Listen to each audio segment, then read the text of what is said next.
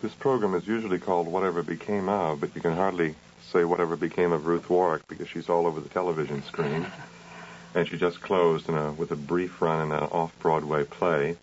But I asked her to come here, and she was kind enough to do so, to talk mainly about the film she made, which after, I guess, 30 years is still thought of as one of the finest films Hollywood ever turned out.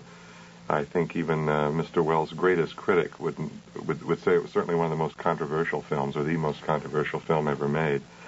So we're going to talk about Citizen Kane. I might begin by asking you, how did you get the part? That was your first movie, wasn't it? Yes, it was my first movie. First movie for everyone in it. No one had ever made a film before. I had come to New York from Missouri, born in St. Joe, raised there, and then Kansas City. And my whole thought in life had been to get to the big city and take over for Catherine and Helen. That's Cornell and Hayes, of course. That was my only thought. Films really didn't enter into it. But people always ask me if I had done a Mercury Theater thing. I didn't, because by the time I got here, he was already on his way to Hollywood. And in fact, just was closing up his last radio season here. So I had gotten married shortly after I got to New York. This is a long story. You asked me a question, we'd go around in the barn, but that's me.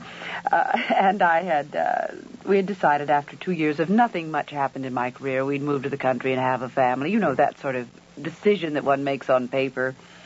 It sounds very good. And we'd spent all one season looking for a house and finally found it in Silver Mine, Connecticut. Charming little place right on the river, across from the Silver Mine Inn. Do you know it up there? No, I don't. No. Well, it is charming. And we had signed a 2-year lease. It was a barn that had been converted right next door to Norman Cousins, who's now, editor of the Saturday Review.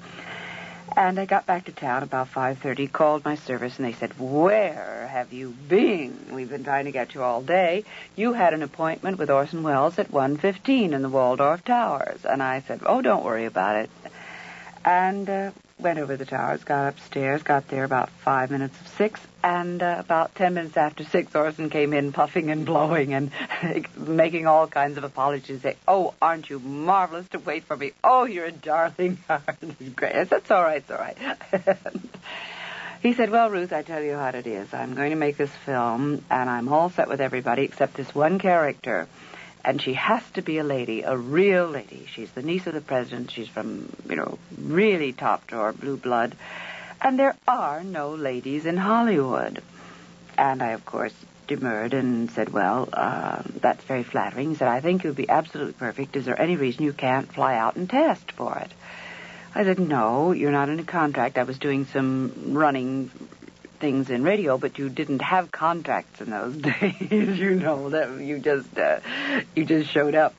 And he said, fine, you'll hear from me." Well, when I went home, I hardly even said anything about it. My husband asked what happened. I said, "Oh, not much, I'm supposed to fly to Hollywood," but so many people had said that, and anyway, I didn't want to go, really. I'd turned down 2 screen offers just because I wasn't into films that much. Theater was my bag.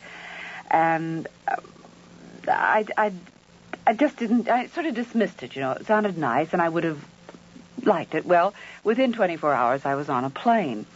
I did think it would be stupid not to go and make a film with Orson, because I, of course, respected him very, very much. He had just done The War of the Worlds, so he was... Right, very much. And anybody who knew him, he fascinated anybody that he ever came in contact with.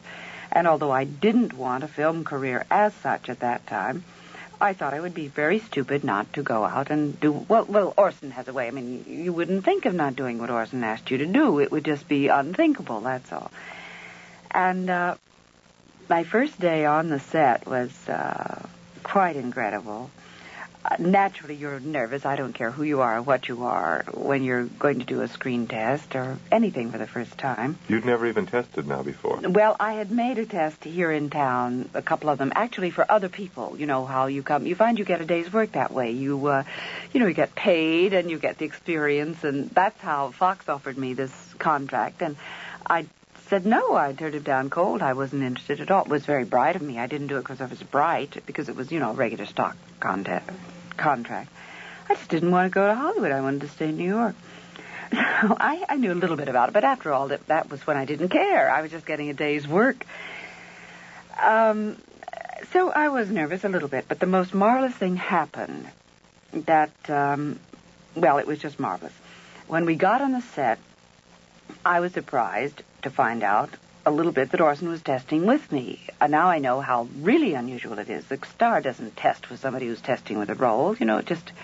That's rather unusual. I also did not know this was the first foot of film that had ever been turned on Orson Welles. He was using it, you see, to test with me and to test for himself at the same time. So that helped. I was happy I was going to work with him. But when we got on the stage, there was a most awful odor. It really stank. It just stank. And you wondered what on earth it was. Of course, it was new to me being on a real Hollywood stage. But here were tons and tons of old, decayed flowers, wreaths, and, just everything. And a terrible stench. And then Ginger Rogers said. Yes. Oh, I beg your pardon. That's RKO. That's right. In fact, all the stills taken of me the first year I was there looked exactly like Ginger Rogers because she was, whoever's the star, you all look like her. That's why I didn't dig Hollywood.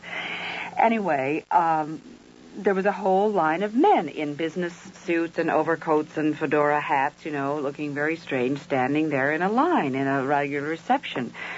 And one of the gentlemen stepped forward and said to Orson, welcome and congratulations on your first day of shooting. This was also the first film, the day of anything shot on Kane. This was the board of directors of RKO, the president, the chairman of the board, the whole board of directors. They had all come out there to, because it had been a year, nothing had happened. And they said, we're sorry about the flowers, but they were fresh when you were due to start production. Well, this, of course, we laughed, and Orson laughed a little hollowly. And then, much to my amazement, he obviously was very nervous, because then they just stood there with their arms folded, waiting to say, all right, genius, show us, because here was the boy wonder to do something. And I considered he was completely unflappable.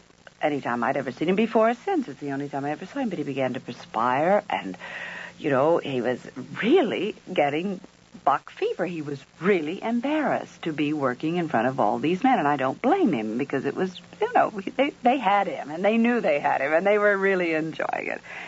Well, thank God for me, because as a woman, all of my instincts went to comforting him, to helping him. I forgot all about the fact that it was my screen test. It meant absolutely nothing to me. My whole interest was to make him at ease. Here I am, putting Orson Welles at ease, you see, reassuring him, making little jokes, doing things, involving him in things so that he would forget those people. And, of course, it was fabulous for me, because I then became the lady I was supposed to be, totally, cool, serene, charming, concerned about him, and, it was just the greatest break in the world for me.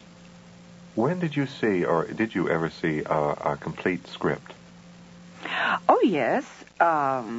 Yes, we had a complete script. I could just die because I don't have it now, because my house was flooded out in Topanga Canyon a couple of years ago, and all my papers and scripts and stuff and things like that you keep are just, washed out to sea. Yes, we had a complete script. And yes, we talked very, very frankly about the whole thing ahead of time. That's one reason why Orson is so beautiful. He is so totally open to his actors, totally open to them, and to his camera, to anybody. He'll, if somebody is interested in the idea and has an intelligent or perceptive or whatever the contribution to make, he'll listen to it. He may not necessarily go along with it or buy it, but he wants to involve his actors and everybody in the project. He had, it's just incredible. Everything that Orson was saying that we would say to each other in talking about the film or talking about how we really felt is so totally what the young people are saying today that it's almost uncanny. The thing that really got him into trouble was his feeling about money and people who have money. And we didn't call it establishment in those days. Establishment then meant the cabinet in and number 10 Downing Street. That was the establishment to us. It was the English, sort of way of doing things. But he said people who have money and who just make money ought to get down on their knees and worship the people who are willing to turn it into creative efforts. So he didn't really have any respect for the people who gave him money. He didn't even respect them for the amount of power they gave him. He said, they're fools. He said, they gave me too much power.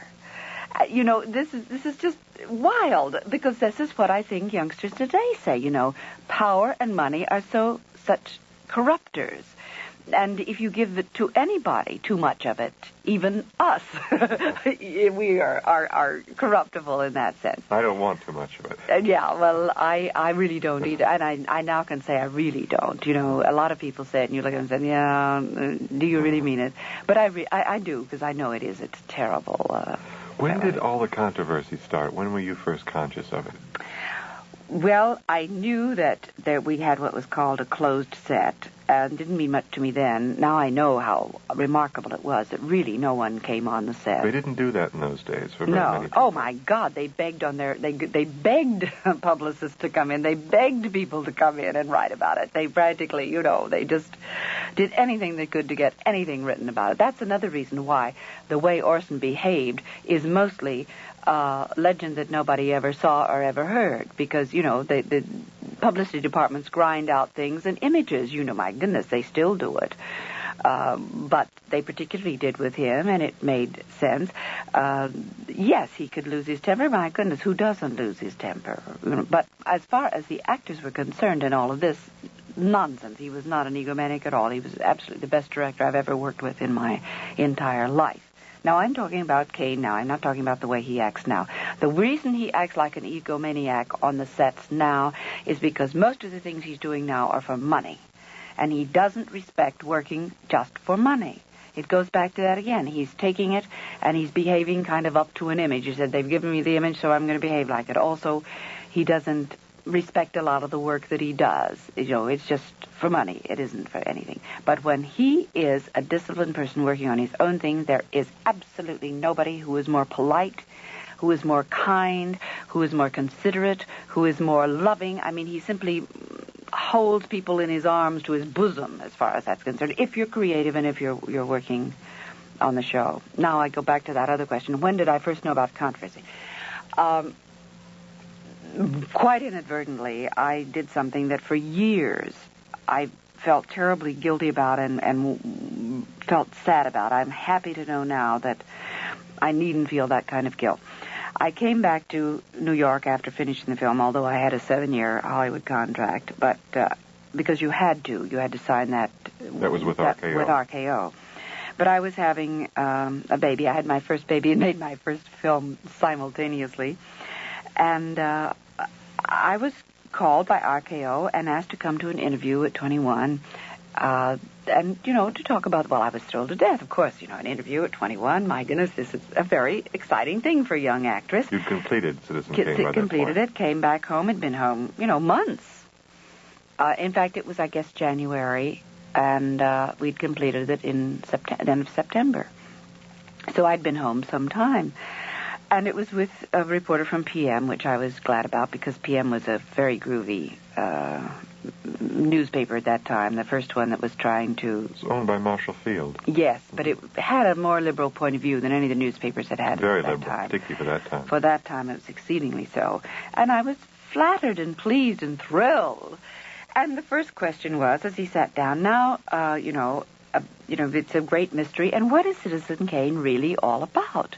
And I told him. I mean, we had discussed it freely on the set.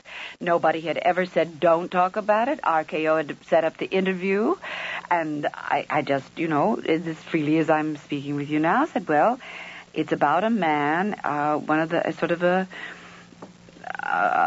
epitome of the tycoon type of the era of a certain kind of time in America. It's sort of a combination of Hearst and Insull and Fall and all of these people.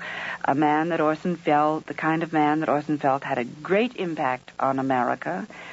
And although it was very fascinating and very exciting, and most of those men are very revered, that actually they had a very detrimental effect on America, and that we are being molded by what they did much more than we have any idea of.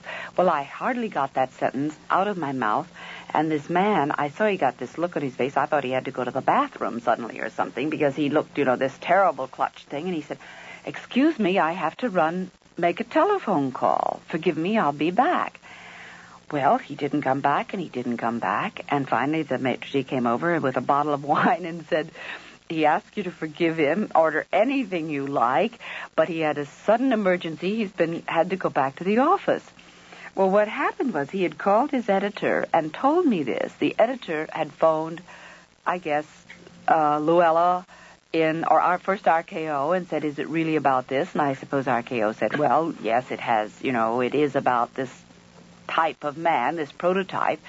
He then called Luella Parsons and said, "What about this?" Luella was in RKO with the lawyers by 4 o'clock that afternoon with a screening of it. They saw it, and she demanded, because I've talked to the projectionist and to Robert Wise, who cut the film, who was there. It was he had to get it out of the can and come in. And he was an editor then. He was the editor on, although Orson certainly oversaw every foot of film, but he was the editor. Luella demanded that they burn the negative in her presence on the spot, right in the room there. Well, for years I thought, oh my God, if I just hadn't said that, if I hadn't said the interview, maybe it would have been opened at the music hall, which was supposed to open, at the end of the first day of February. And I thought, my God, if I hadn't opened my mouth. Now I do know that, that probably, I don't know, I just don't know.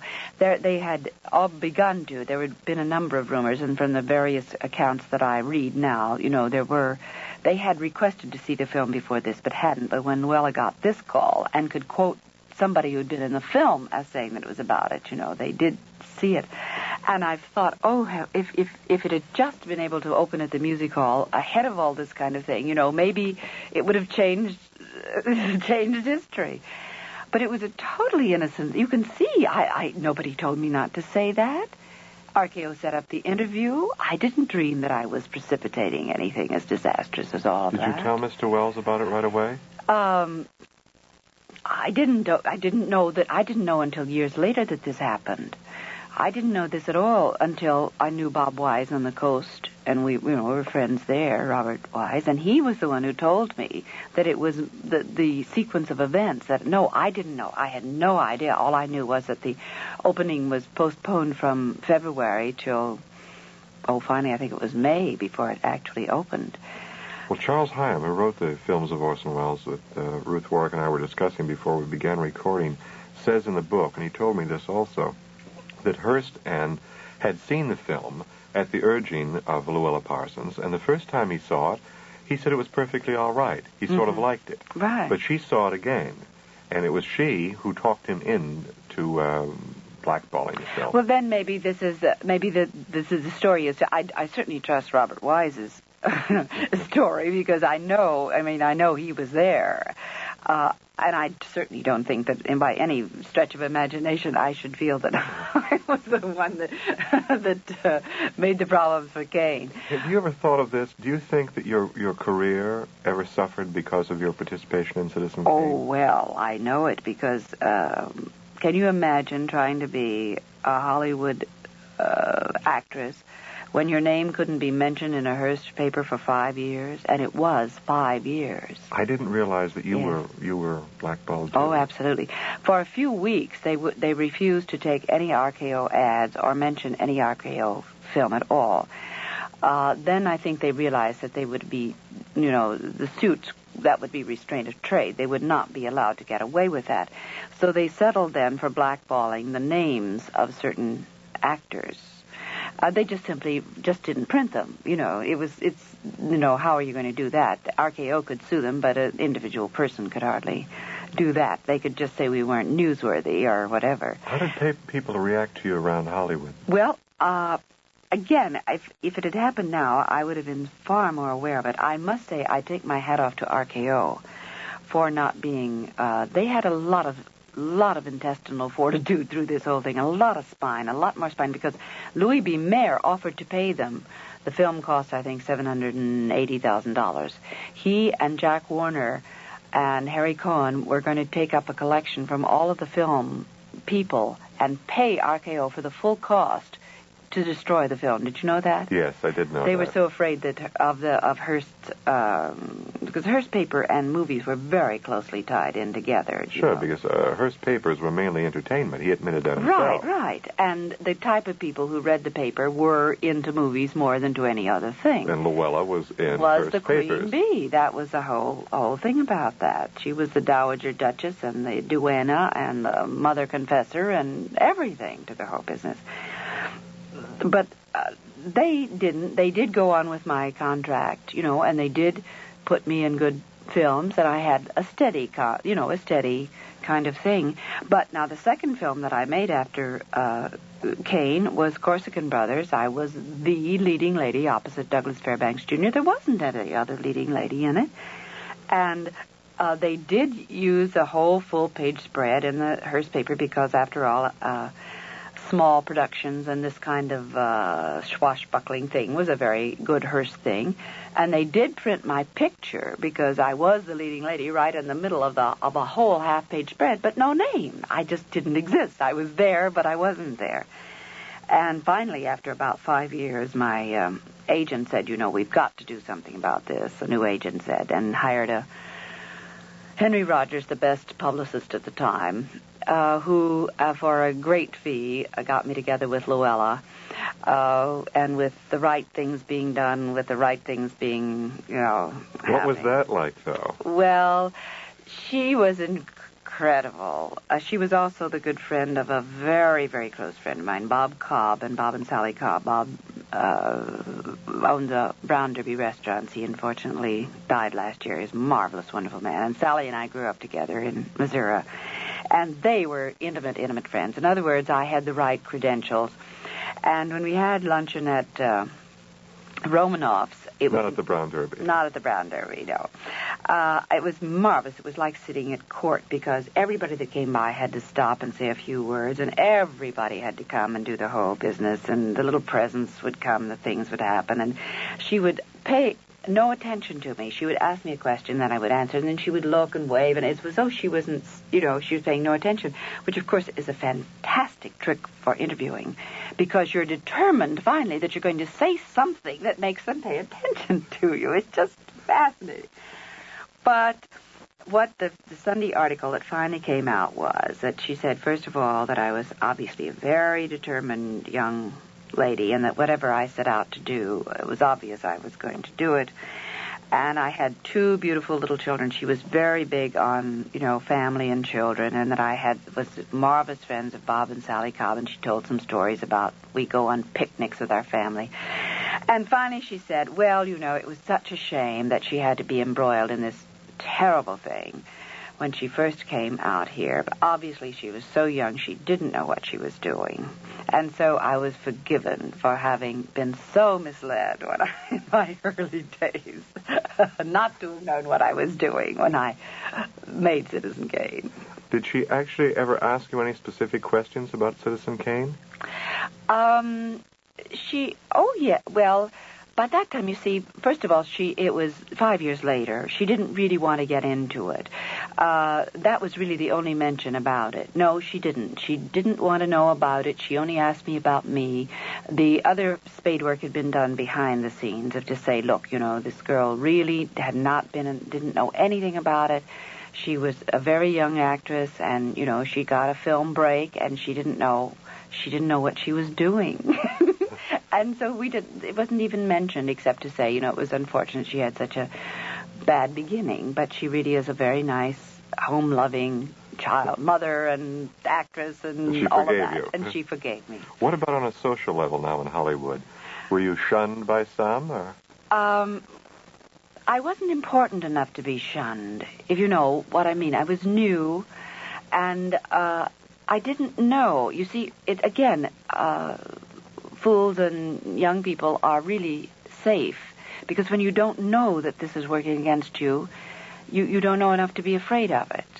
And I knew that it was that it was maybe too bad not to be mentioned in the paper, but I had no idea the impact that it meant not to be mentioned in a Hearst paper.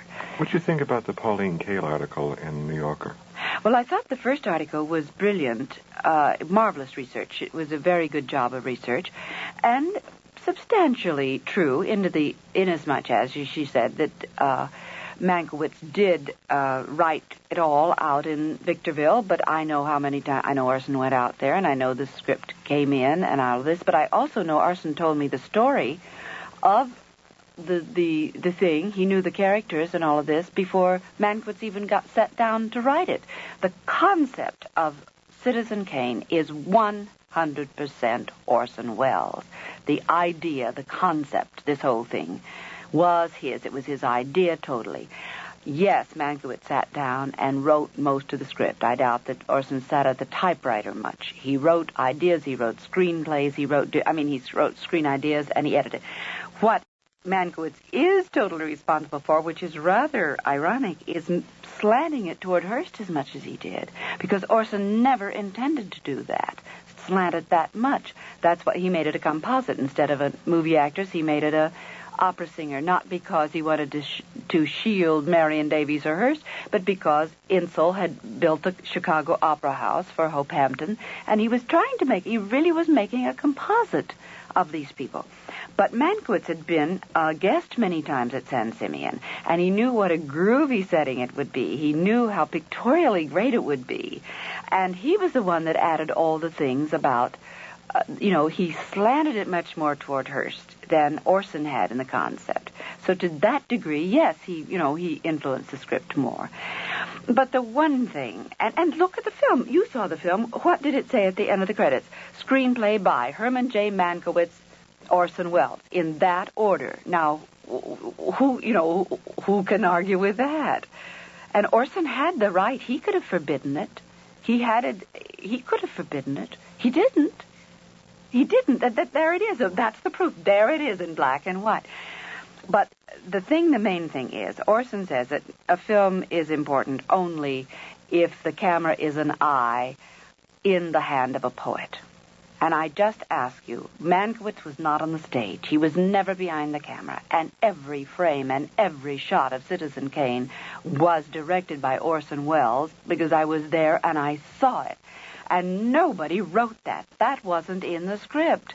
He did it. A true, the cameraman was fantastically helpful for him. But I also watched that. He would say to him, now, do you suppose we can do this and this and this? And he would shake his head and he said, well, why don't we try it? And they would try it. And he tried all kinds of things like this. But every frame of that film is Orson Welles. There isn't a frame of it that isn't Orson's work.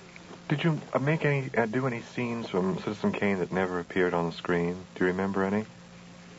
No, I didn't. I didn't do any that wasn't on the. I don't believe there are any. There were some editing, but I would say that of all the pictures I've made, that the picture was the truest to what was written on the paper of anything. Now, what we would do sometimes, and now a lot of directors do it, but it had never been done before, since Orson was directing and playing at the same time, he would say, keep the cameras rolling, which they had never done before. Keep the cameras rolling, and he would go back and say, all right, say this line instead of this line, or this line, and then say, all right, say it, do it. In other words, instead of breaking the mood and breaking all of the things, just keep going and keep trying until molding it like a poet would, until he got exactly the effect that he wanted, or the reading, or the word, or whatever like that. I'm going out to Hollywood in a couple of weeks. Maybe I'll look up Dorothy Comingore and see what her comments are. Well, I hope you can find Dorothy Comingore. I really do. Do you know? I had an address for her a few years ago, and since then I understand she's vanished. I don't know anybody who knows where she is. That's the saddest thing about the whole thing, the very saddest thing. Orson was rather rude to her at times, that it hurt me. And after a while, I said, because he treated me with everybody with such respect. I said, why are you so mean to her, so rude to her? He said, Ruth, forgive me, but I must. She is not really an actress. She is the person, and I must make her hate me, and I'm doing this to make her hate me. She is going to loathe my guts, and it's going to make a brilliant performance. It came across. Oh, God, yes. And he said, and what was so sad, he said, she is this person. She will be this person. And I'm not telling anything that isn't known, but right after that picture, she did make one other, the Hairy Ape, which didn't turn out well.